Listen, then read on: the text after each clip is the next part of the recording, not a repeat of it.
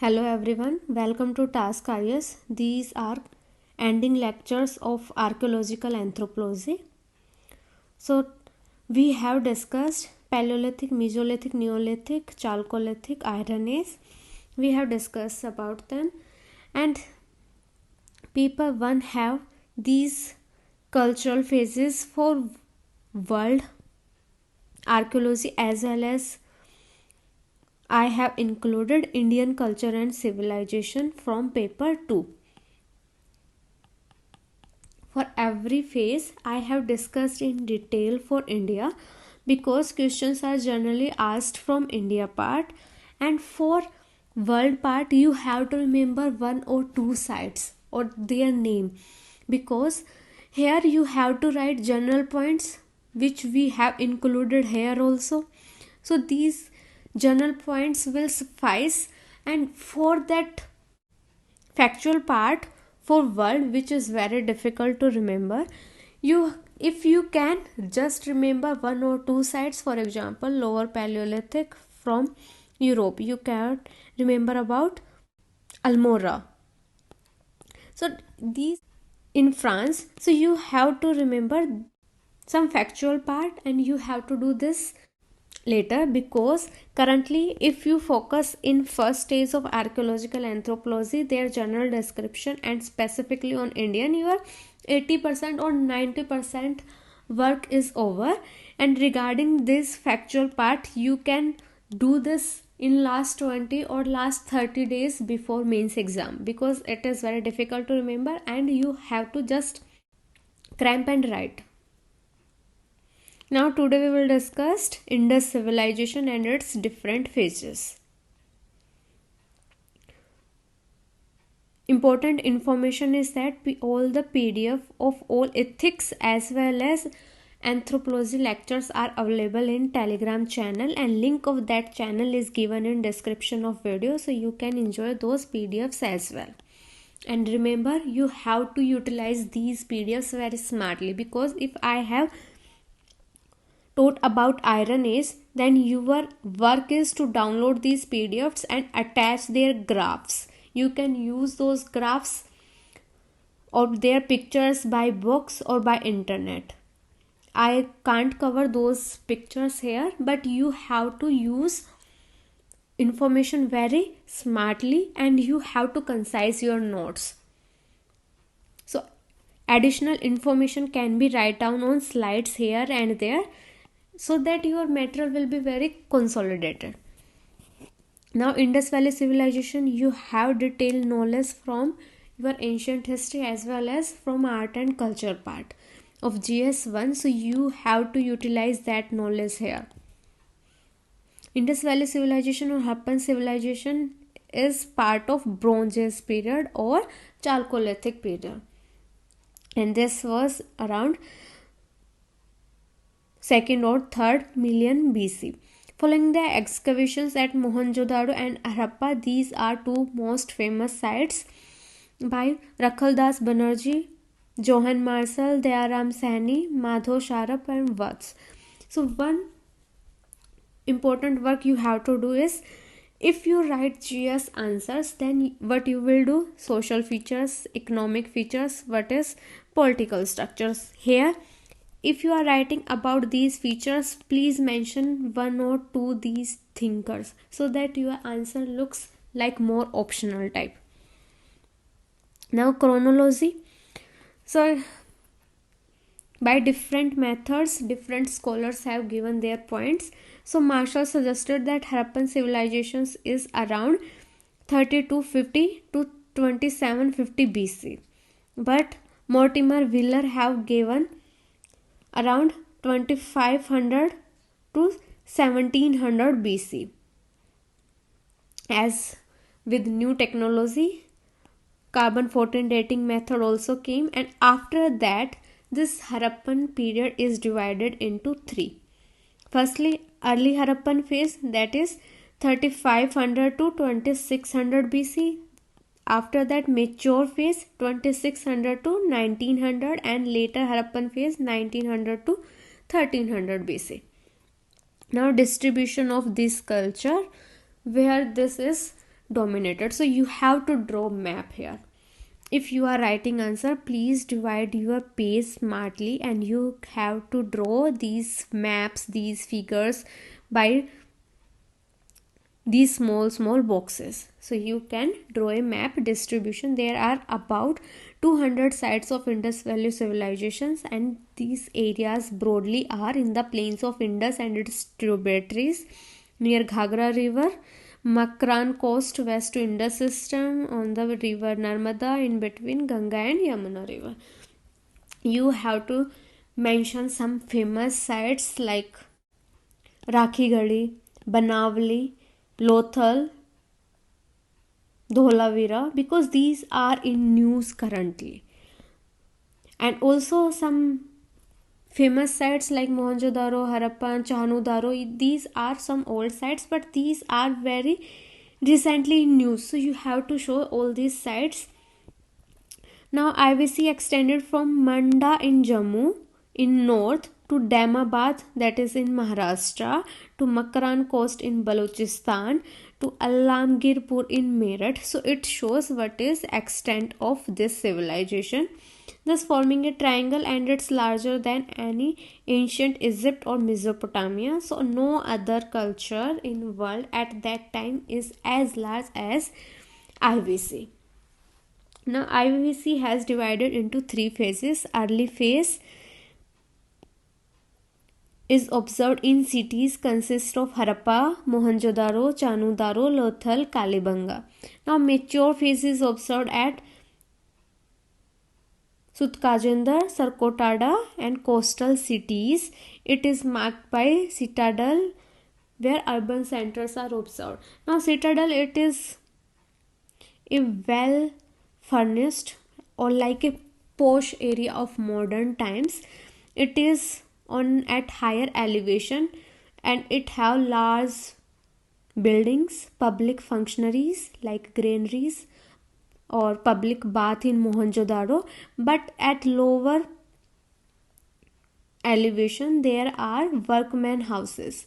These are small houses, and some kind of wall is also observed surrounding this city. So this is some framework of Harappan cities, and this is well developed in mature phase. Now later phase of IVC, it consists of Rangpur and Rajdi in Gujarat. And how these phases are divided: firstly according to time period, and secondly which kind of artifacts were found. For example, if there is very crude pottery is found, so it is considered as a part of early phase.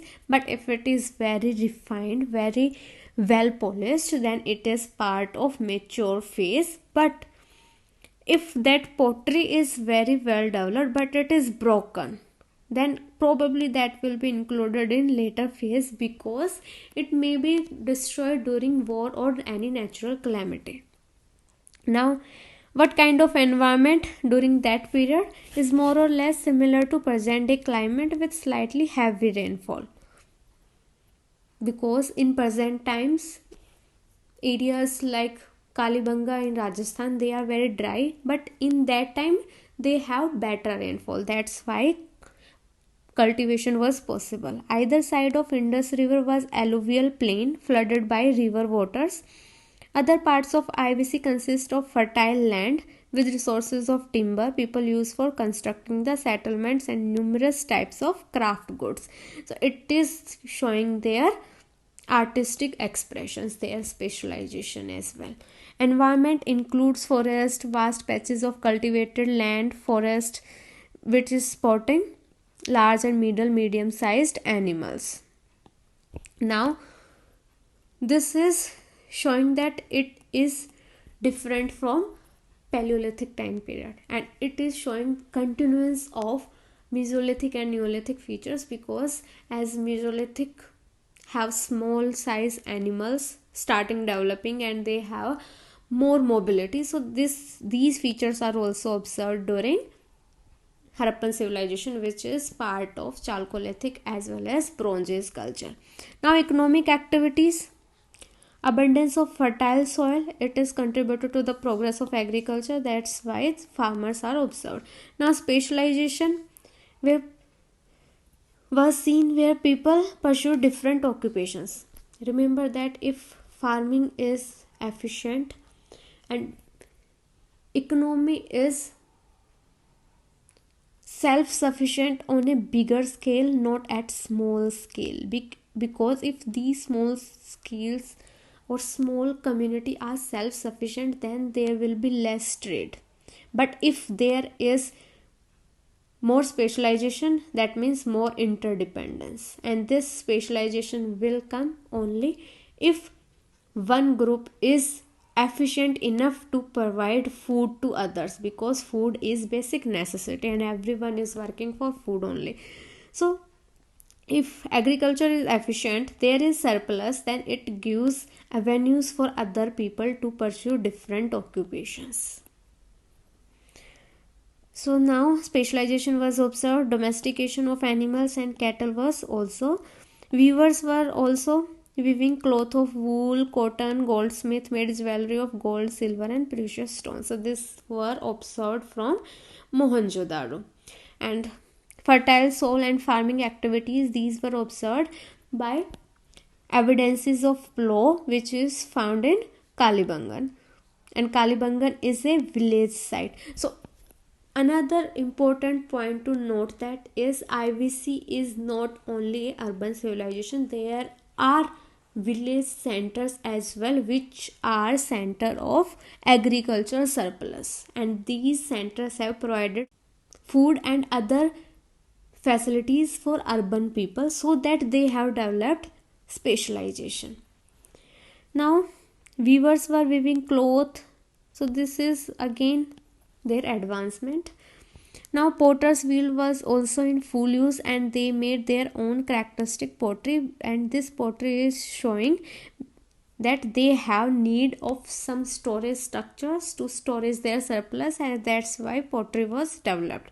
Now remains of Mohenjo-daro demonstrate existence of four main classes of people: learned classes of intellectual elite, warriors, traders, artisans, manual laborers. This is another one unique feature, and this is mentioned by some of the archaeologists. Now trade and commerce, they have trade and commerce within country as well as outside country, and this trade and commerce is showing that they have some surplus amount, and also they are interested with outside contact. Now within country, they traded with Maharashtra, South India, Saurashtra and Rajasthan, probably to get food. For example, Rajasthan, Kalibanga, Saurashtra, where Lothal is present. So these areas have provided some raw material for their economy. Now outside the country, with Sumeria, Afghanistan, Balochistan, Iran, Oman, Central Asia, even our NCERTs has mentioned that some metals like bronze or tin, which are used in production of different artifacts, were imported from outside areas, for example Afghanistan or Iran. You can mention different objects which are imported and exported. In export, there is dominance of food as well as cloth items. In import, there is dominance of metals. They also practiced navigation on coast and riverines. Now Mohenjo-daro was great inland port carrying on trade with Sumer and Egypt. Exports consisted of mainly cotton, wheat and other local products. This is another important fact. Now Lothal, this is used mainly for external trade, and there was a dockyard which shows that some storage like structure is also there, so that any metal which is imported can be stored for temporary period. Similarly for export. Now religion. Now kings, mother goddesses, trees, Lord Shiva, they all are worshipped. Public bath is also in Mohenjo-daro, which shows that they have filling and belief in purity and pollution type. This is Great Bath. Now, no temples have been discovered. This is another important piece of information, and no other religious structures of any kind except the Great Bath have been found. So it shows that these people have some kind of belief in supernatural power. That's why they are worshipping trees or Mother Goddess or Shiva. And also Bhattacharya, he is famous archaeologist, he have mentioned that some kind of amulets are also worn by people on their head. So it shows that they have some belief in magic practices as well. Disposal of dead.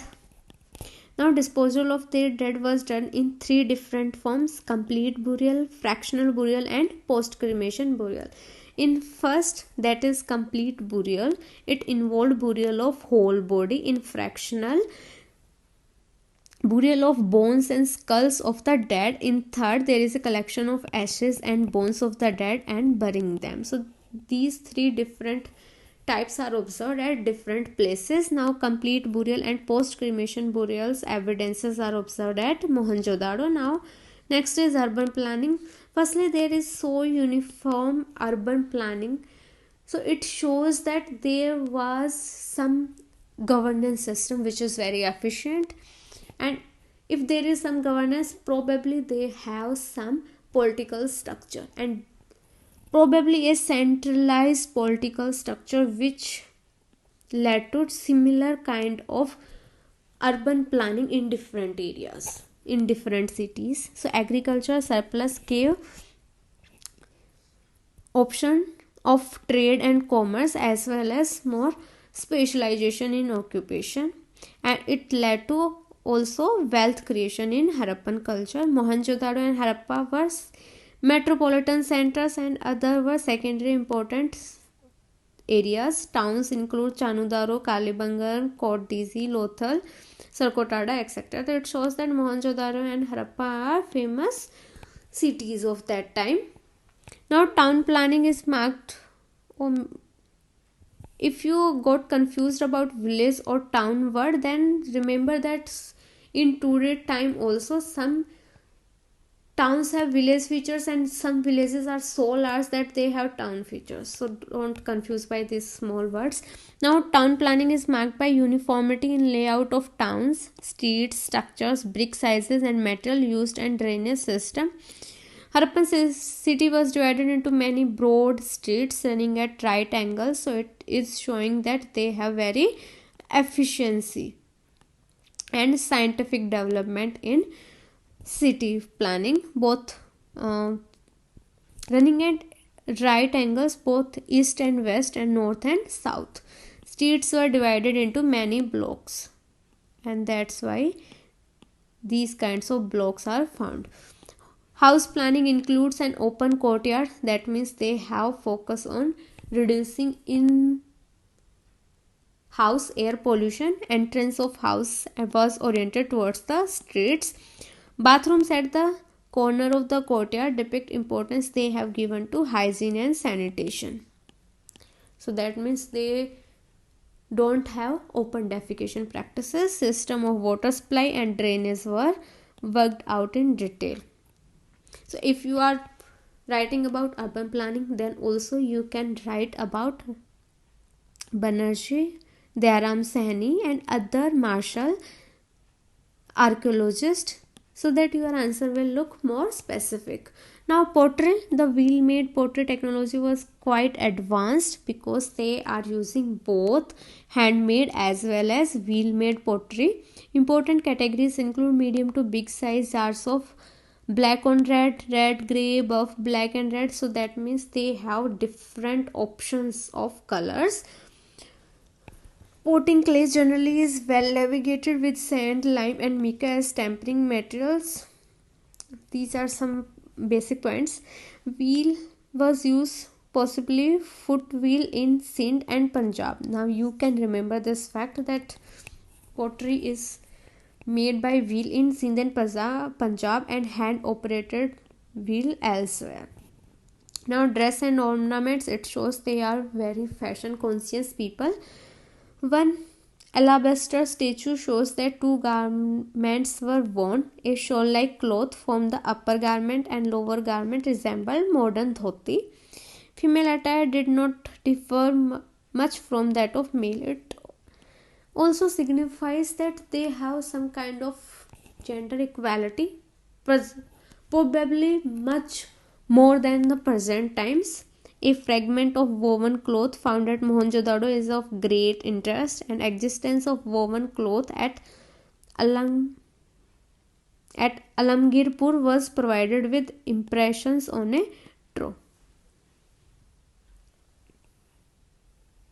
So these are showing some facts like how cloth is well furnished in Mohenjo-daro. Now ornaments include chiefly necklace, fillets, armlets, earrings, finger rings, etc. There are also various fashions of hair dressing. Appears that the ladies at Mohenjo-daro knew the use of collyrium, face paint and other cosmetics, that is eyeliner. Collyrium is eyeliner. Now art.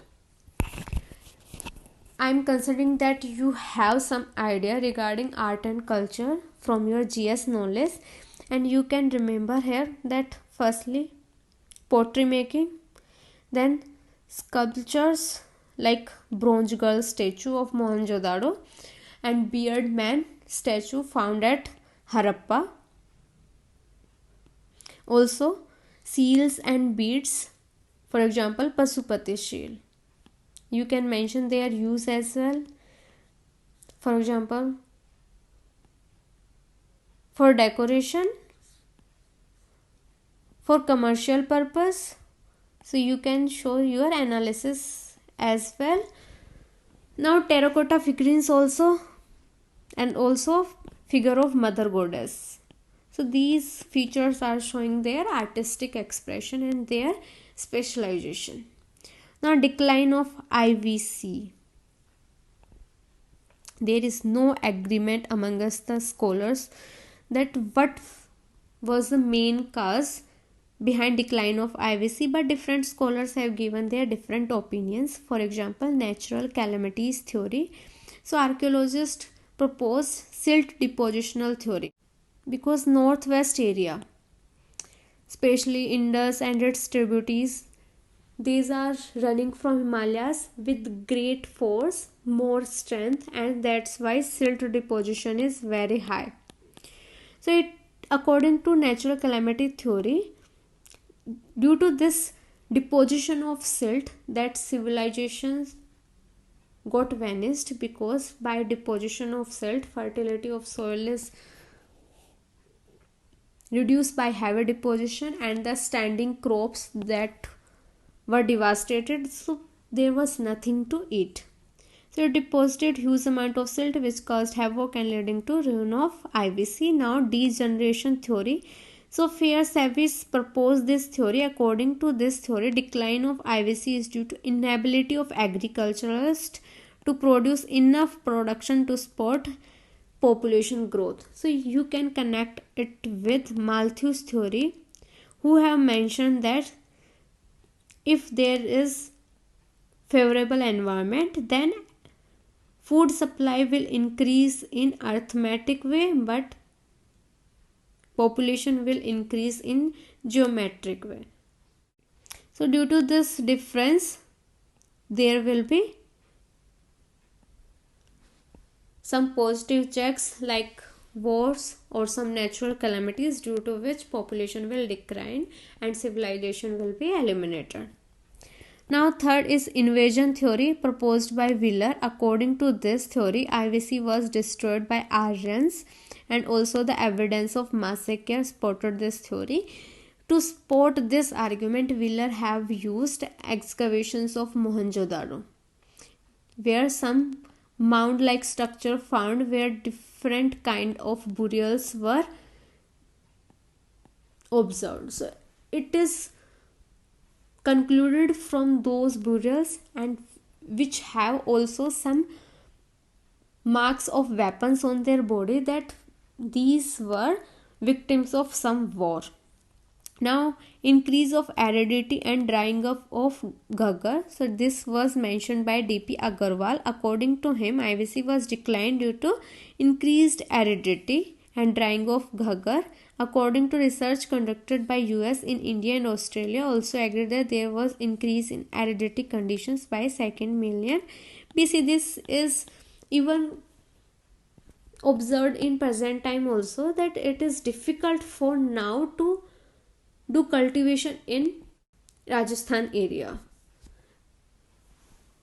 except some districts which are close to Punjab or Haryana borders. Otherwise it is difficult, and aridity has increased. Indus flow shifting. So this is given by Lamrick, who believed that changes in the course of Indus river could be the cause of destruction of IVC, because these are very young rivers and they have chances of shifting their course. So due to this shifting of course, probably flooding has happened, and due to this, cities as well as villages were submerged and civilization was ended.